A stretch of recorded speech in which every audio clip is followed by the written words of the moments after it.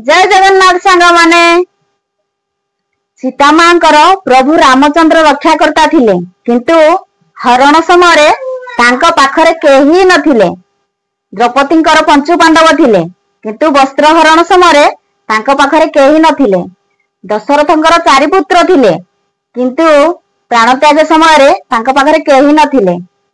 स्वयं श्रीकृष्ण सुदर्शन धारी थिले किंतु शराघात समय तांको पाखरे केही नथिले।